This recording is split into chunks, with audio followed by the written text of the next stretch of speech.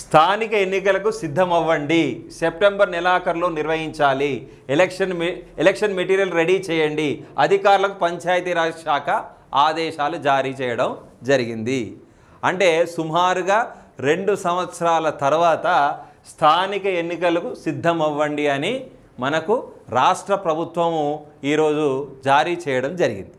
అంటే సుమారుగా 2 సంవత్సరాల వరకు కూడా గ్రామాల్లో ఎలాంటి అభివృద్ధి పనులు కానీ అభివృద్ధి సంక్షేమ పథకాలు కానీ కేంద్రం నుంచి వచ్చే ప్రతి పథకం కూడా వచ్చిందనుకోండి, అది అమలు జరగాలంటే స్థానికంగా ప్రజల చేత ఎన్నుకోబడినటువంటి పంచాయతీ గ్రామ పంచాయతీ సర్పంచులు కానీ వార్డు మెంబర్స్ కానీ నియామకం జరిగితే ఇవన్నీ కూడా యథాప్రకారం జరిగే అవకాశం ఉంటుంది.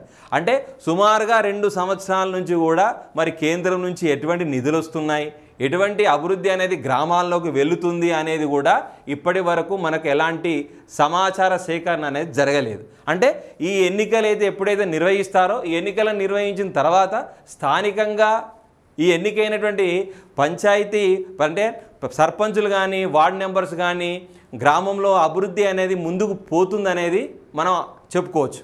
అంటే గ్రామాల్లో రకరకాల సమస్యలు ఉంటాయి.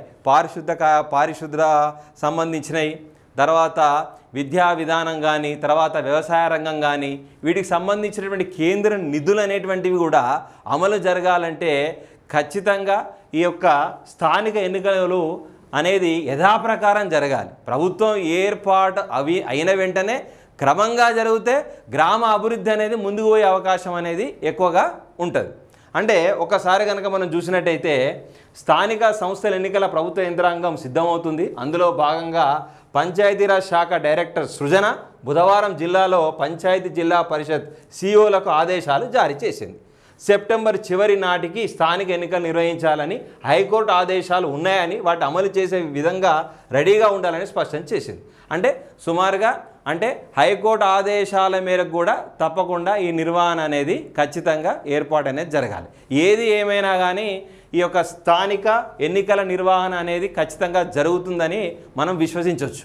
అందులో ఎలాంటి సందేహం అనేది లేదు.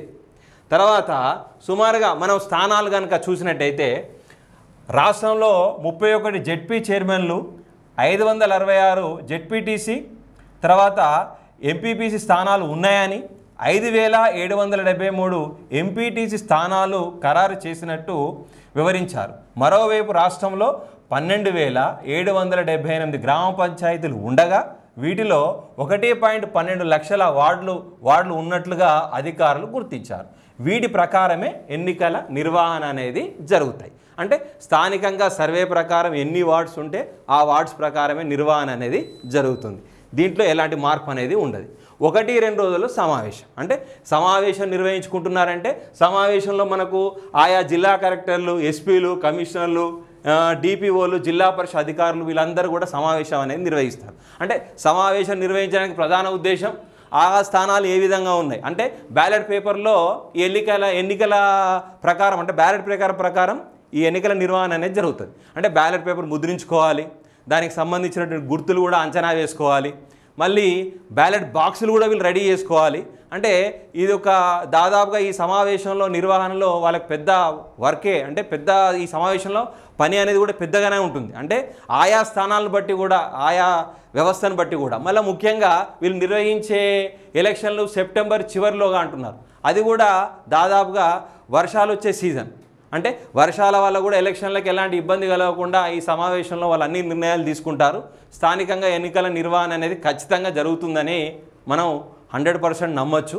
అంటే గ్రామాల్లో కూడా అభివృద్ధి అనేది ఇక్కడి నుంచి ప్రారంభమవుతుందని కూడా మనం అనుకోవచ్చు సుమారుగా 2 సంవత్సరాల తర్వాత.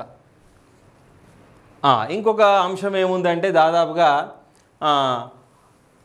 సిద్ధం కండి స్థానిక సంస్థల ఎన్నికల నిర్వహణలో కీలకమైన రిజర్వేషన్ ఖరారు అవసరమైన ఏర్పాటుకు ప్రభుత్వం ఫోకస్ పెట్టింది.